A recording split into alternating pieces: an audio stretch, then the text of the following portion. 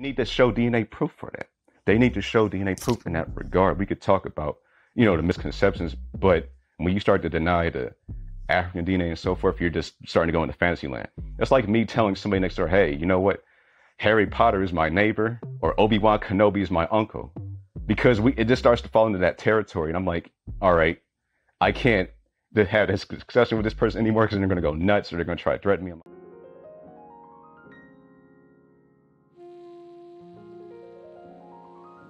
Hello, everyone. Welcome to the Kamerie Gibson show, where we talk about transforming our pain into power. And today I have a special guest with me here today. His name is Justin.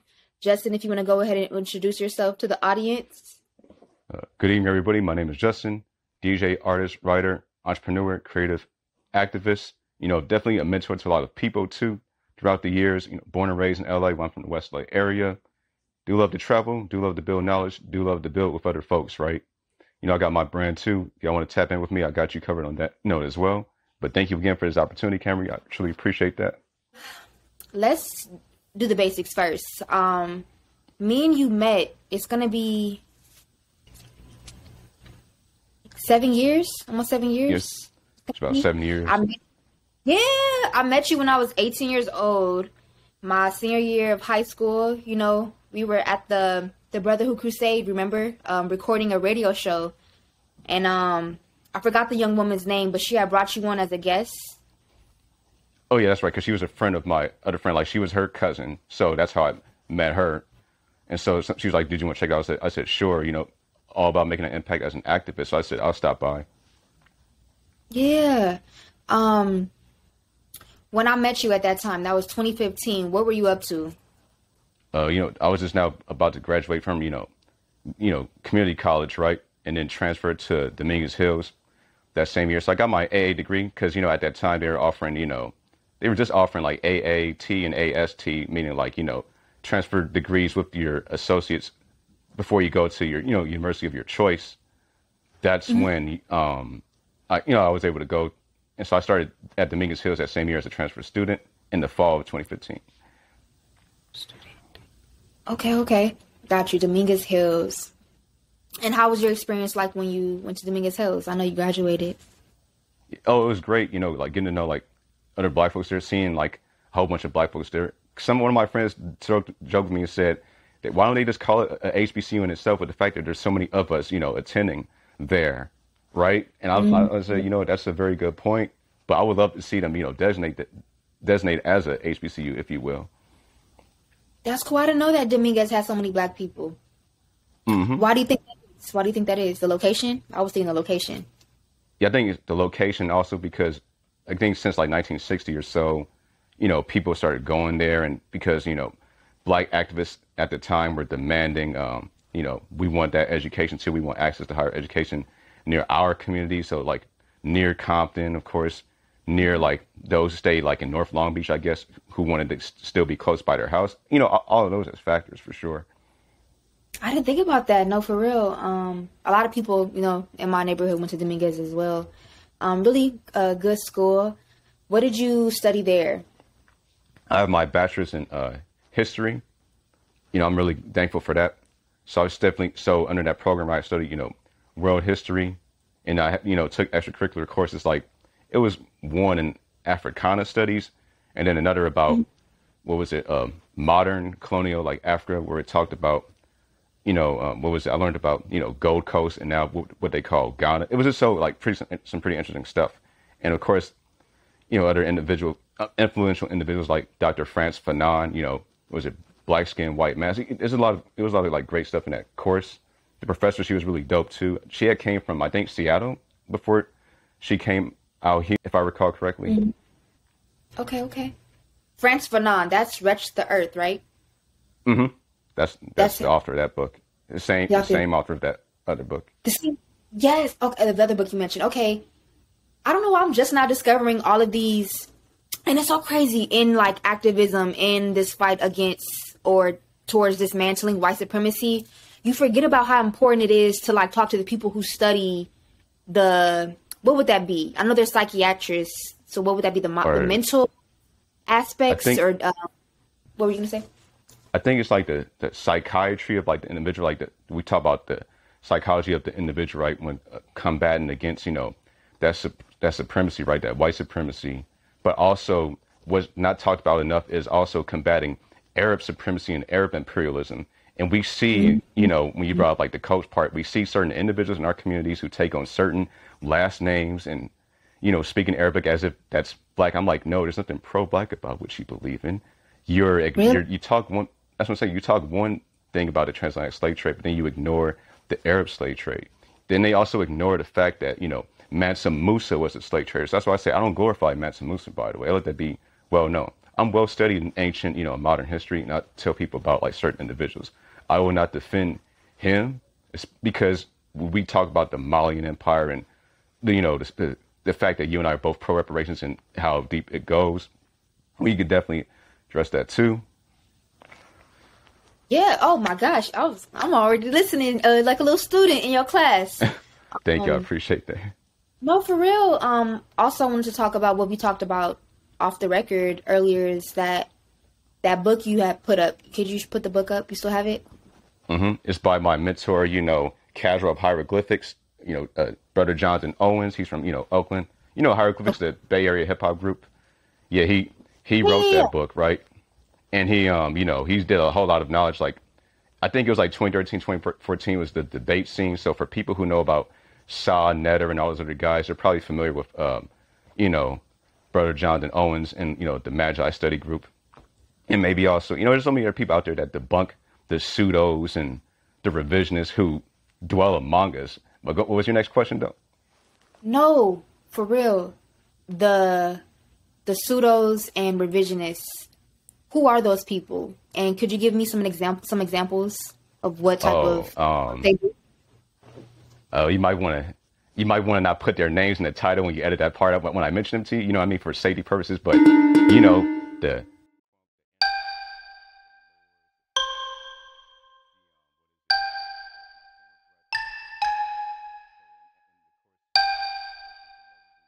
deny the fact of how it was imposed on us. Like, there's nothing pro-black about these texts. It's just cognitive, like Dr. Francis mentioned, it's cognitive dissonance to try to make things, pro-black, knowing that they were used against us. No, you're right. And I definitely don't want to just put that out there because I know they will watch this stuff. they like to stalk and they like to dox and they like to threaten people who left it behind, who call their mess out. You know what I'm saying?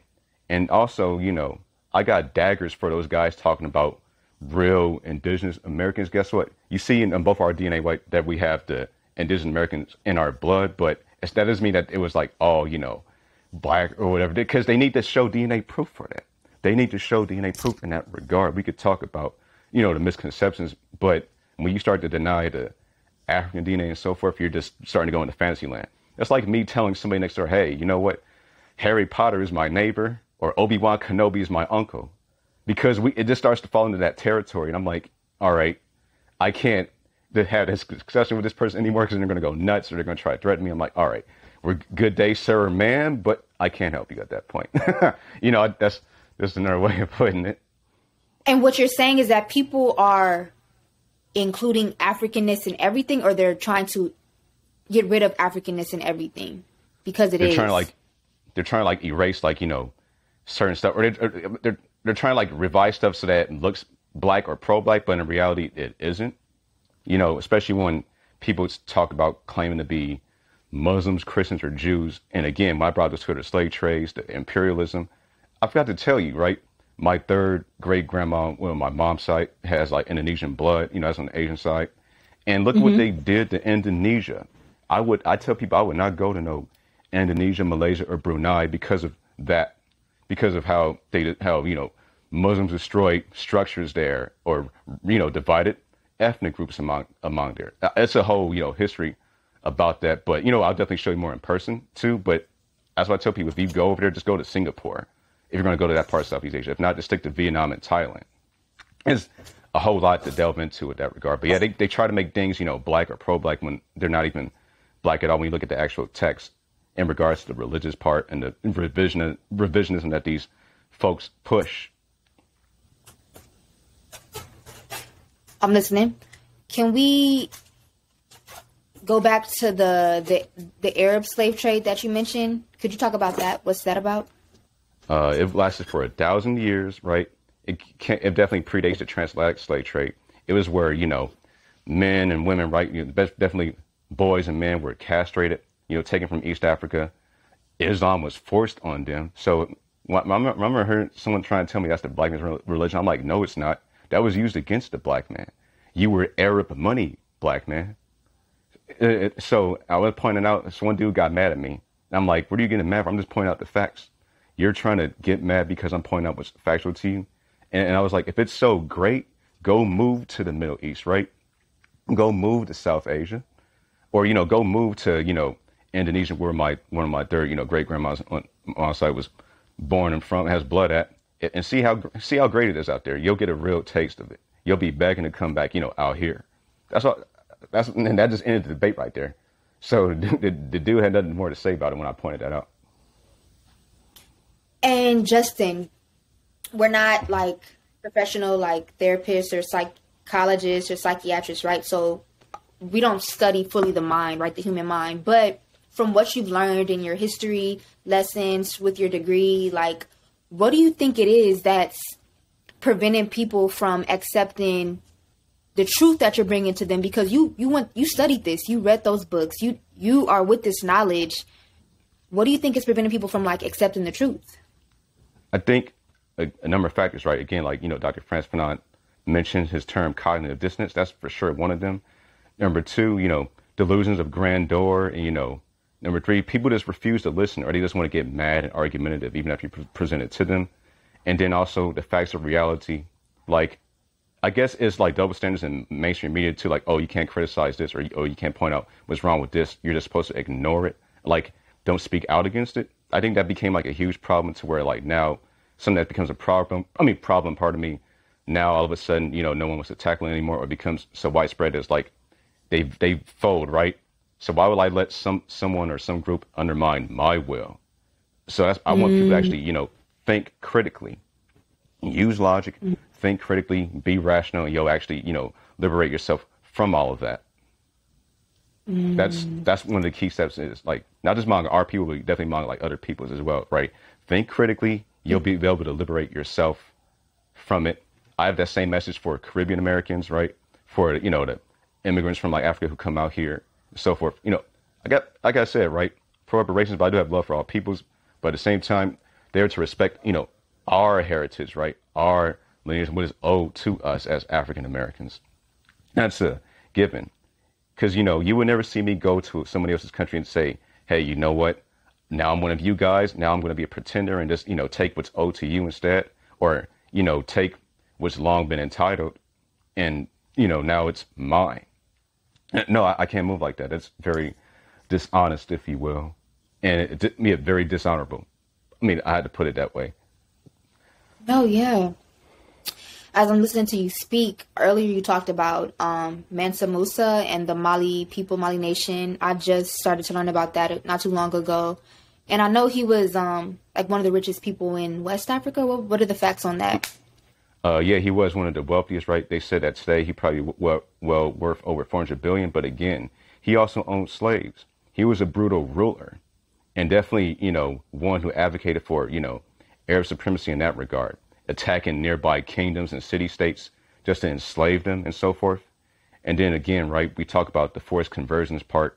So it's like this dude was just following something that's not even like African in origin, completely, Arabized and so forth.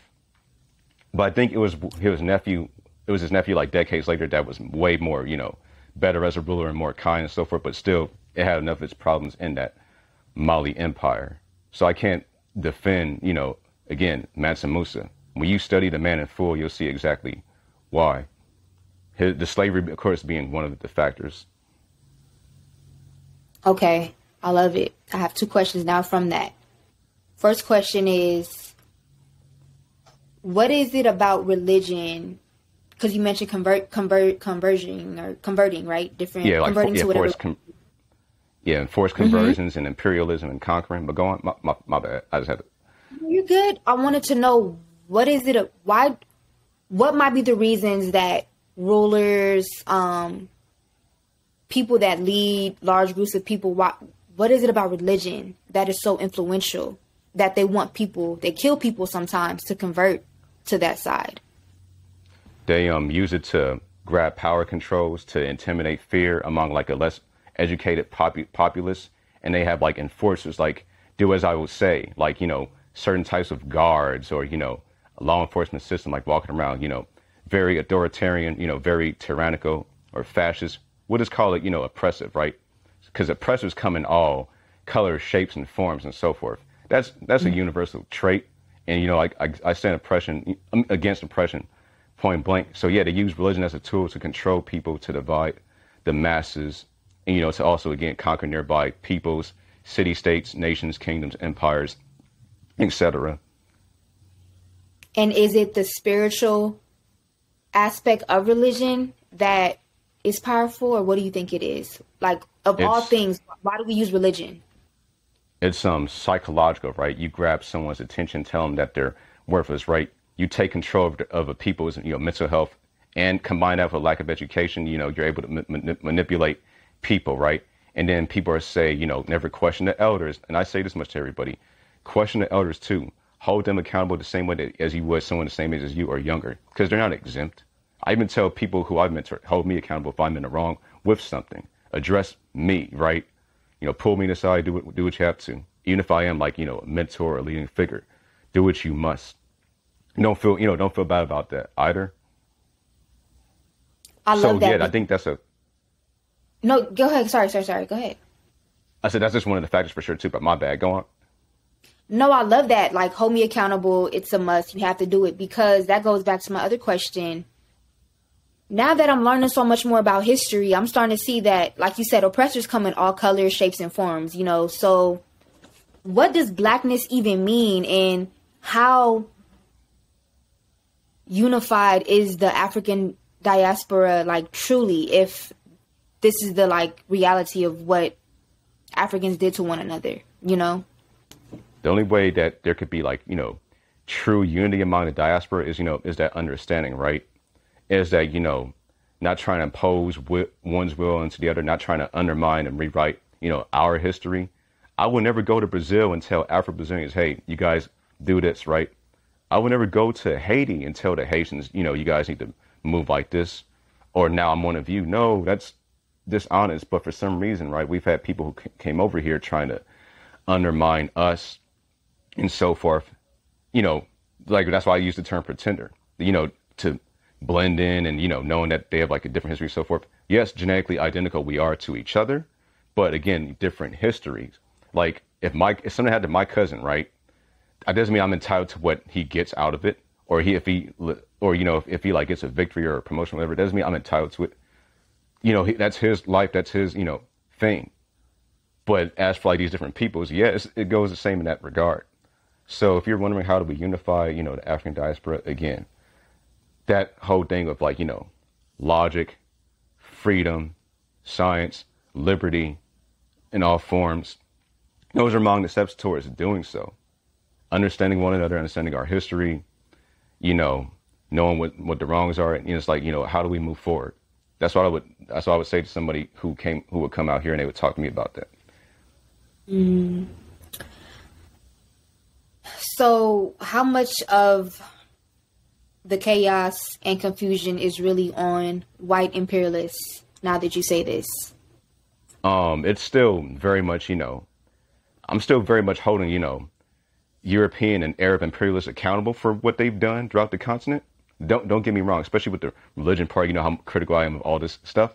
But however, they still need to be held accountable for it because they still participated. But at the same time, you know, throughout the West, what do we have? We have like these freedoms, right? Freedoms to eat whatever we want, drink whatever we want, dress however we choose to, and truly be ourselves. Meanwhile, in these other countries, they have like leaders who are hypocrites, like telling their populace, don't do this, don't do that, you can't do this. And it's like, but meanwhile, the leaders themselves are doing it. So it's like, wow, control by the few control by the few, but freedom for the few at the same time. Like, oh, they're enjoying it, but the rest of the populace can't think for themselves. They can't be free. Like, we could look at examples, right? Like in northern Nigeria, right? What happened out there. I mean, that's just one to name, like with the news over the summer recently. Oh, what happened recently? I think I can't remember how many months ago it was. Maybe it was like 2 or 3 months ago. But there was like a young girl who lived out there, right? And this guy, I guess it wasn't from her school, tried to force her to convert and be a Muslim. She was like, no. And so I guess that they had killed the young lady. And then like there was riots over it out there in that part of the country. It was a mess. I'll try to find an article for you, but luckily nothing graphic is shown, but it is like describe exactly what happened as it is. Okay, for sure. I'll definitely put that story up here once I finish it. So kind of talking about religion, I've obviously learned so much from you, since we met, we've stayed in contact, all these years, and you've always like equipped me with like just knowledge that I just didn't have from anyone else. Even before people started getting on this like Egyptian and like Dr. Sebi type of like, type of wave and stuff. Like I remember you were sending me those books. Like you showed earlier the other book, Stolen Legacy was another good book. Where it talks about what, like we said, Greek philosophy. Getting it from like, ancient Egyptian or Kemetic, philosophy and writings and teachings and so forth. Mm-hmm. And which is it's a very important part of history to learn. Like they literally stole our genius and try to put their name on it, like literally. And I don't do that shit, Mm-mm. Going off of that though, while I was at San Jose State, I was 20 years old in 2017. I ended up getting a part of this church, right? It was called something. I can't remember the name of it.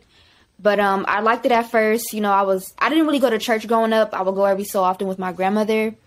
But over time, I just love the communion of church. I love everybody being together, people being on the same page. People were more loving and open. So I joined this organization. I got baptized and everything. I thought I was committed to the life of this church group, but it got really difficult for me. One of the main leaders, a woman, this Filipino girl, I felt was like, she was kind of being abusive, I felt, with the text. It was like they really wanted people to convert to be a part of this religion, to save themselves for God, but I felt like I was being forced to do something that I wasn't naturally going to. And I feel like you should want to have this. You should want to, be a part of this. Nobody should be forcing you. But anyways, kind of speaking through the story, I ended up leaving the church. And I remember the last thing this girl told me, the church leader, one of the young church girl leaders, she had told me that by you falling away from this organization, you're going to be just like your mother. She said that to me on my campus at college. And this is a woman who I confided in with my story about my mother not being in my life, And when I decided I don't want to be a part of it, that's what she said to me, And I was like, I really don't want to be a part of this. If that's what you think is going to convince me to come back and give my life to God, or this church. So that was my experience. I know you went through something traumatic. I don't know if it was traumatic for you, but you kind of went through something similar. Can you talk about that?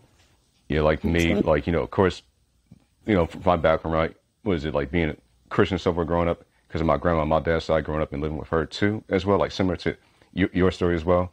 That's what I'm saying. Like, throughout the years, I just started to question. Then, like in high school, I just started watching these videos by these dudes calling themselves Israelites. I'm like, okay, cool. Like I was like, hey, let me start reading this and let me start wearing fringes and so forth. Like, I was 15.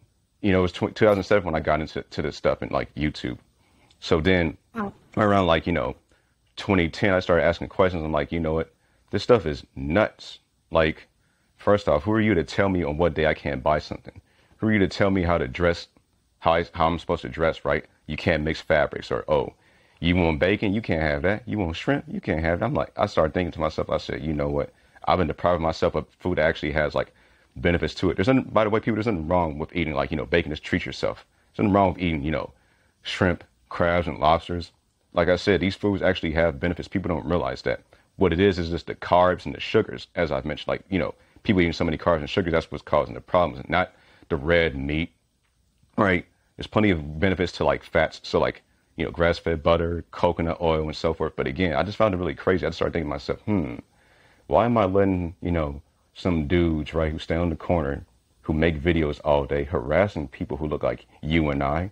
Like, you see them around Crenshaw or downtown or whatever, just pushing this mess. Like, why am I letting these people try to tell me how I live, right, or what to do? Or, you know, they say lean out upon your own understanding. That's scripture, right? Like, that means don't think for yourself. I started thinking, why would they put a scripture that says lean not upon your own understanding? Does that mean don't ask questions and just accept things as they are? Or Ephesians, you know, slaves obey your earthly masters? I started thinking to myself, I said, wait, what's going on here? Then looking at like actual like historical records from ancient history, you know, there was never a Moses. There was never slavery in ancient Egypt. If there was, there would have been a market for it. You would have seen like a whole trade for it. You would have seen it documented. You would have seen like, you know, like economists and like, you know, people who wrote letters, document stuff, mentioned that like there's now slavery over here, there's oppression over here. What there was, however, there was prisoners of war. And by the way, the people who built the pyramids, those were, you know, again, Africans. They were paid for their labor and money and bread, beef and beer. That don't sound like slavery to me. I'm sorry, especially that they were like well treated, and then how they were, you know, buried next to the pharaoh's like, you know, pyramid and tomb. Like, so that was a status of honor in, you know, Kemet. People never want to tell you these things in full, and when you point out to them, they just laugh or get mad, or, you know, they throw insults at you. So freedom from religion and religious trauma, I now feel more free than I've ever been to just be myself. I don't have to feel guilt about, you know, again, eating what I want to eat, drinking what I want to drink, you know, wearing what I want to wear, because the whole mixing the fabrics ring that was so ingrained in my mind. And what was it? What was I about to say? Oh yeah, watching what I want to watch. Like, you know, I love anime and manga. A lot of us as Black folks do. Love my comics, love video games and books. So I was asking, like, I started thinking to myself, you know what? These old guys, they prey on like young men and women. The Hebrews, the Muslims, the Christians, the evangelicals, and so forth. They prey on young men and women. They find them vulnerable. Then they indoctrinate them. You know, there's so much abuse in these communities, and people don't question it. But I'm speaking as like a ex-Israelite like myself. I tell everybody, hey, if you see those guys in the corner, don't speak to them. Do not take their pamphlets. Don't even argue back and forth with them, because they're just going to put you on camera, and the comment section on YouTube is going to be full of them, you know, talking mess, or, you know, or their adherents talking mess and so forth. Like, don't even waste your time with them. Just ignore them. I remember like when I was walking in K-Town, like I think last year, it was after Draco's, you know, after his passing. He was a friend of mine, by the way. I've known him since 2014. The thing was though, someone had walked. I was walking right and so this dude, and like, it was an Israelite, he tried to hand me a pamphlet. I just kept on walking. I just looked at him like, nah. I was like, don't do that. he didn't say nothing. Neither did like any of his leaders. And then I guess when a group of them saw me at another event, whatever, they did not say a word to me. I guess some probably are aware of who I am. So I'm like, yeah, you know better. What you mean, like, they know better? Like, did you kind of, because what you sounded like is kind of what I did when I was done with that group. I became very, like, aggressive, and I was very, like, don't even come in my way, because it's understood that I'm not fucking with y'all no more. And, like, I think it's a different type of hostility I feel like I carried, because it's like you're using spirituality, and I'm saying because spirituality is what drew me to the organization, right? I wanted something to connect myself to take me higher than what I was exposed to. You know, that's really why I didn't know a lot of this stuff. I wanted to have a deeper relationship with whoever it was that I knew existed. I just didn't know what text or what, you know, to attach to it. So what was that there for you? Like, was it like hostility where you kind of like, don't fuck with me? Like, I'm not to be, y'all have me fucked up? Like, what was it like? Yeah, it pretty much was that. Like, it's still more so, it's on a defensive level now when someone tries to pull that mess on me. Or I'll just be sarcastic and be like, yeah, you know what? Well, if you're going to try to tell me about that book, how about I tell you about the word of Harry Potter? You know what I'm saying? When people try to really do that with me, I'll just deflect that on them. Excuse me one second. like I'll just deflect that on them just to make them look like ridiculous. And then, out comes the insults and the threats. I'm like, look, as long as the person doesn't put hands on you, you just walk away. They can say whatever they want, but they're just making themselves look bad in the process. And they're just showing you how they truly move and truly are. So they really aren't for you. They don't actually care about you. They just want to use you, manipulate you, and have more numbers for, what it is that they're doing. So that's what I'm saying. And by the way, when it comes to spirituality, again, it's not like you need no text. You just got to tap within, right? You just know thyself.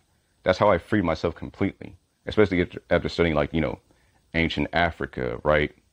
And just all around, I'm like, you know what? We are conscious beings, right? Consciousness is a part of our power. That's why I've been telling you, reclaim your power. It's my message for, everybody, right? Friends, family, peers, and people I've mentored and will hopefully mentor in the future. Reclaim your power. Don't let nobody else undermine yours. Not some old ass man with a beard and a robe that speaks Hebrew or Arabic thinking what they talk about. There ain't no wisdom in that. Especially when you look at the history, the science that debunks what they're saying and the facts, they just get mad.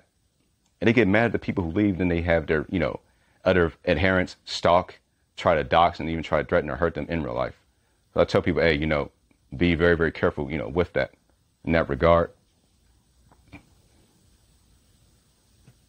No, I like that. For real, man.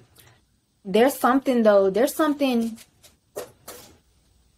lonely. There's something scary about being a free thinker, though. Wouldn't you say that? Like, there's a lot of attached to it, because a lot of people want to follow and go with what has already been done before them, right? Who wants to question what has already been done? It's already been done.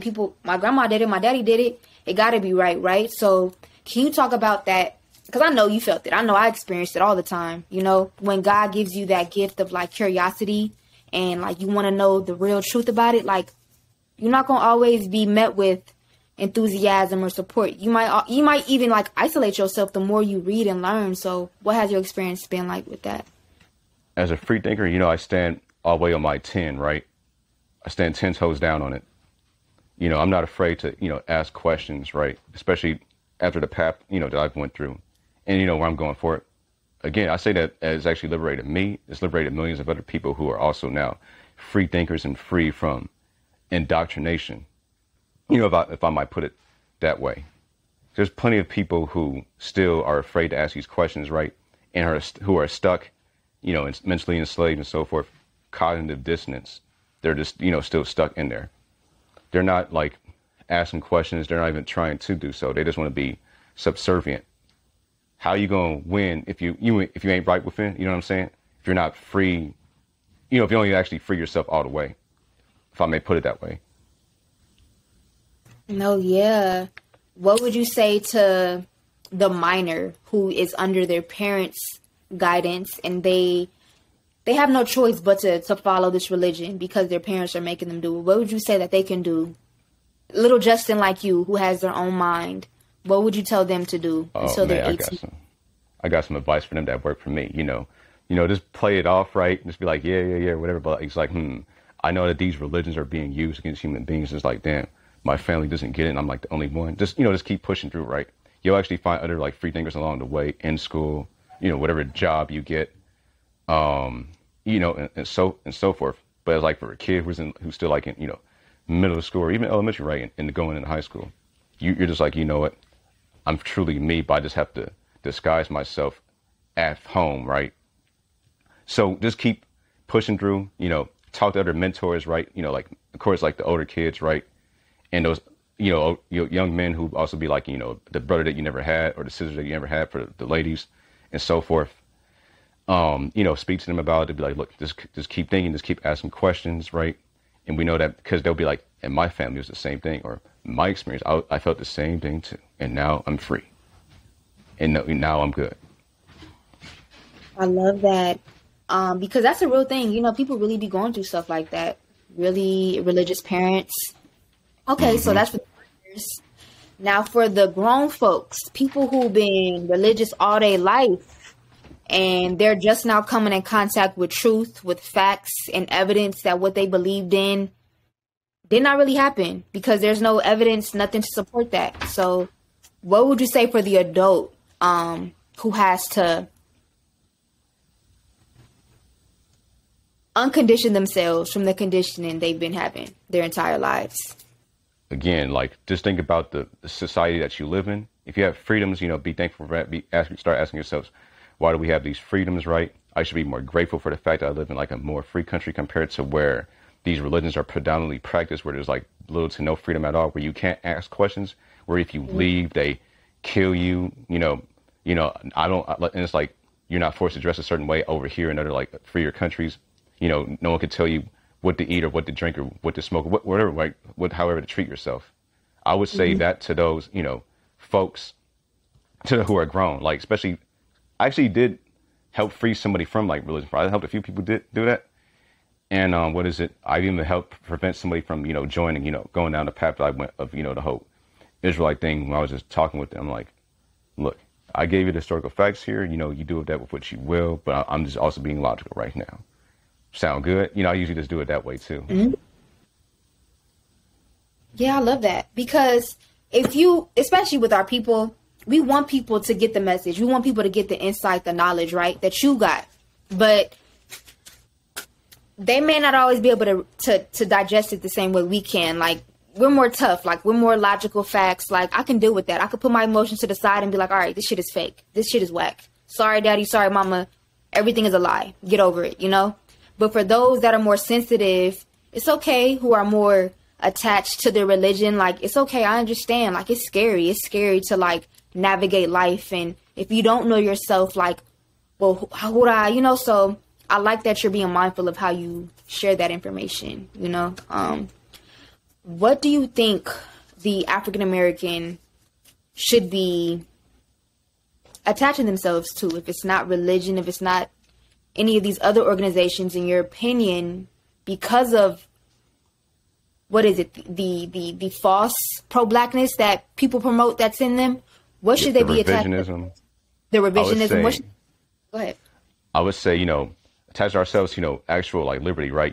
Humanism, right? I also consider myself a humanist too, again, because I value, because ethics come within us as humans. We don't need religion to tell us how to live and how to treat other people. That's a huge lie and a huge myth. Human beings have done it, for millions of years and so forth. So it's like, why is it now that, you need some old man behind a podium, whether in a suit or in a robe with a funny looking hat, telling you what you need to do? No, you don't. Especially with how we treat, like, other people, right? As human beings, this goes for all people as well, but focusing on ours, right, as African Americans, first and foremost, again, all those others, we have to start doing that, right?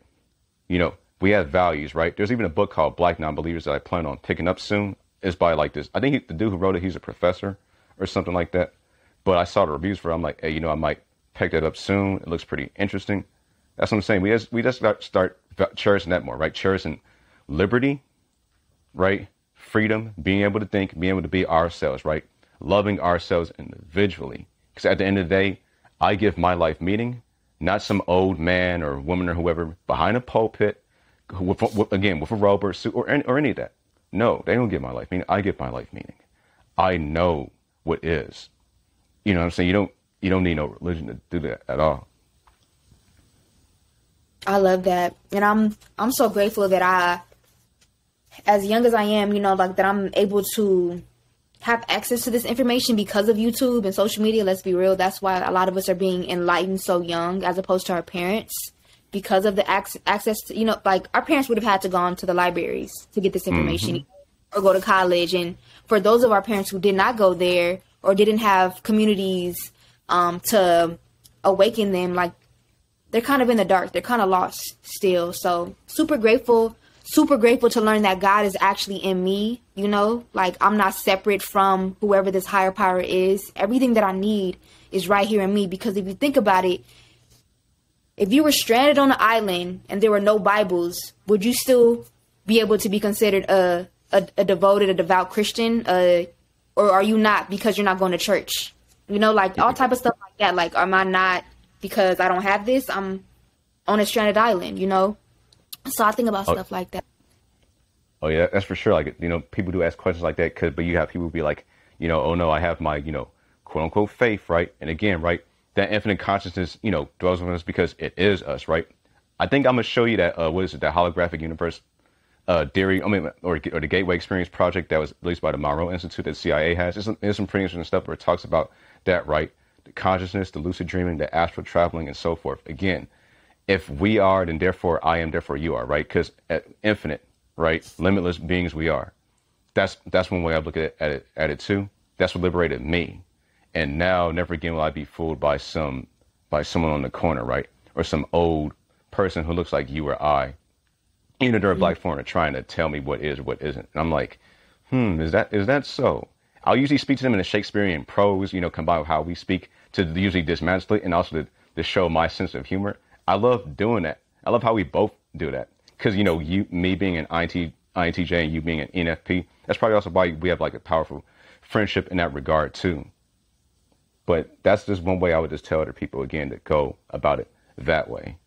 No, that's funny. I like that. Have you ever lost someone close to you? Because of this whole thing of freedom from religion and, yeah, I think so. And, it seemed like this friend of mine, suffered from delusions of grandeur and wasn't listening and just decided to shut everything out and then let the religion take over, their mind. I'm like, all right, I can't help you, but you choose to embody like anti-black, teachings and claims and revisionism. And now you're listening to these, dudes who I was once a part of. All right.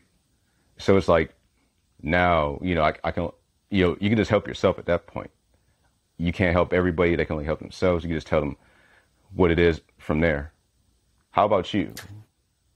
Have I ever lost someone? Because no, of like the whole really.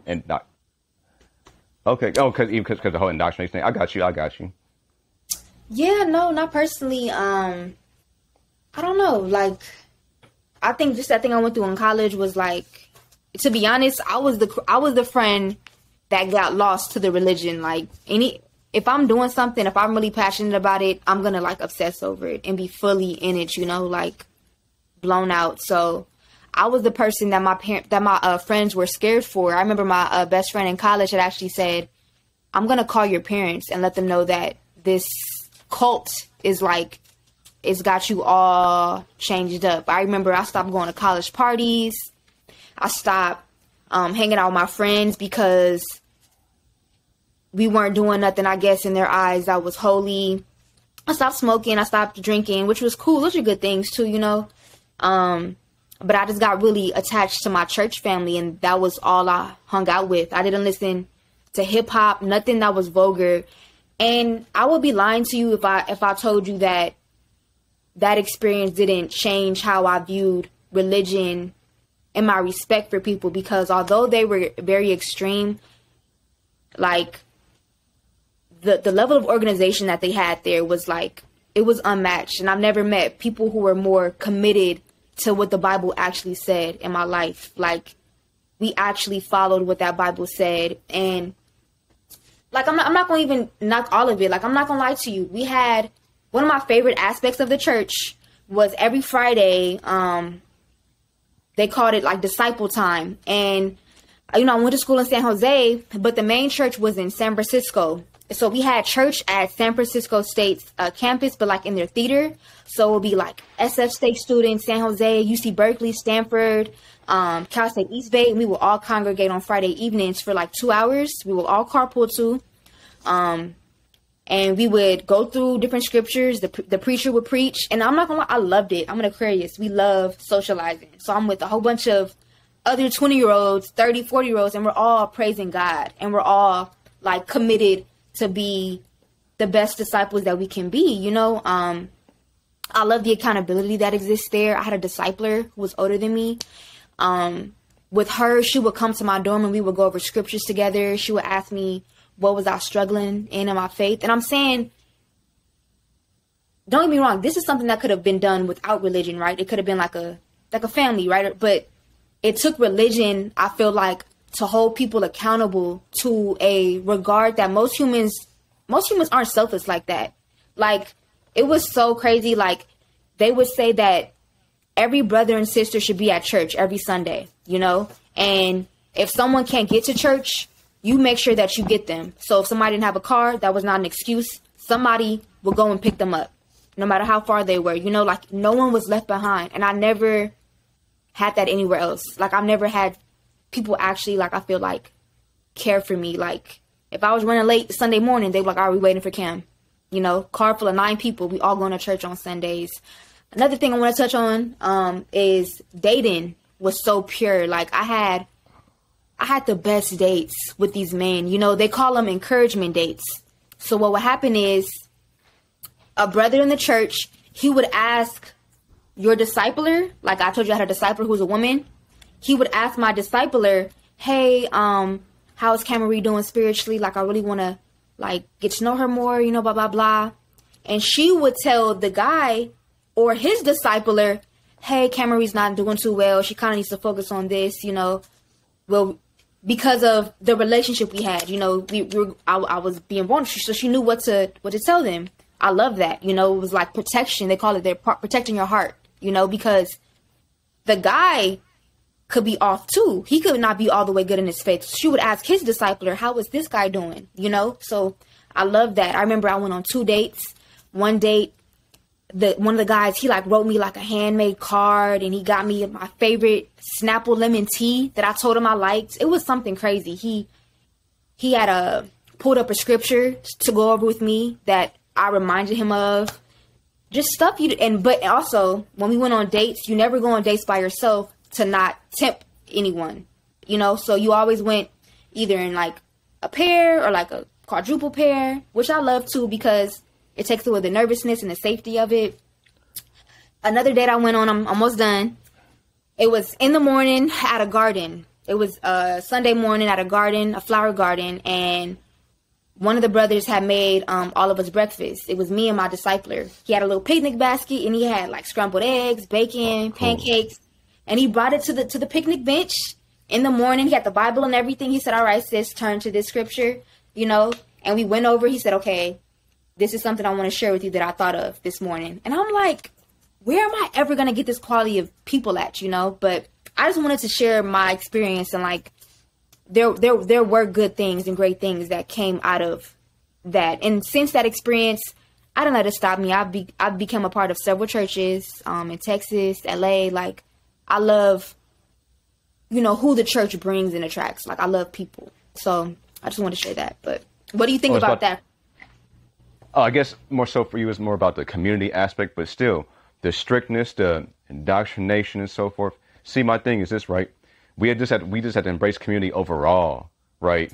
We don't need like these like structures to tell us, you know, how to embrace community, how to make friends and so forth. Because I talk to all sorts of people. Right? I've had all sorts of friends. I've been part of all sorts of activist organizations, and I've met some great people in them, right? Like when I was a part of, what was it? I can't remember the name, but it was like back in like 2014, 2015 when I first got involved. And they were like meeting K-Town, but they were all about holding the banks accountable too. That's why they started Public Bank LA to, you know, get that installed. Because once we have like public banks, you know, we'll have like more, you know, access, more affordable housing. I'm a huge advocate for, you know, building more housing so that people have somewhere to stay, so that, you know, make LA affordable again. How about that? But they talk about make America great. Yes, we should actually make America great in the first place, right? Reparations for African Americans, free healthcare, right? Free education, a Green New Deal, meaning like, you know, renewable energy sources. We should have all of that. Also, again, build more housing everywhere across the nation so that everybody has somewhere to stay, to be reunited with their families, not having to move, you know, 3 or 4 states away or something like that. But yeah, when you were telling me about that, I get it though, right?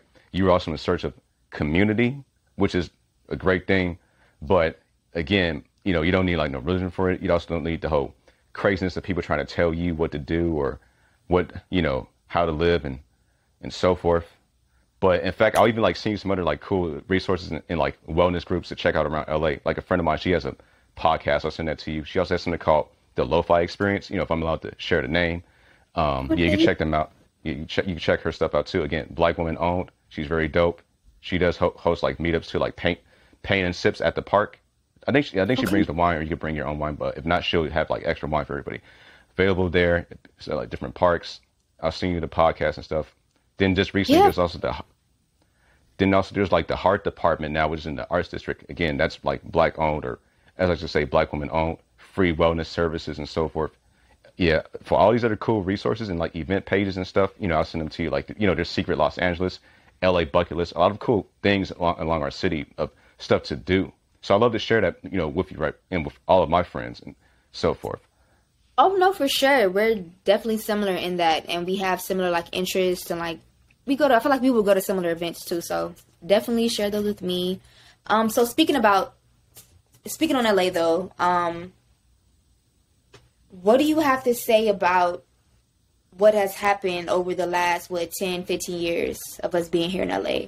For people who don't know about what's going on. Oh yeah, the gentrification and so forth. See, I have a whole lot to say about that. Gentrification comes in all forms. It even comes in like folks who look like you and I who think they could just outrun like people who are native to this city, right? Thinking they could use people, right? Just because, I'm in the industry, right? Or I'm in the blue check. Like, sir or ma'am, you came all the way from Ohio, New York, Chicago, right? I mean, I have third cousins in Chicago, but they always like to say, I'm from Chicago, you know what I'm saying? But it's like, look, you came all the way to my city thinking you could just run stuff. It doesn't work that way.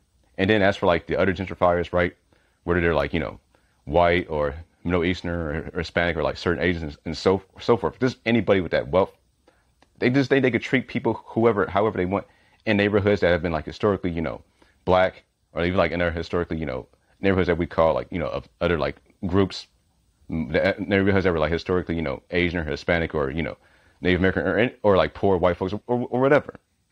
I have a lot to say about that. We got to counter gentrification.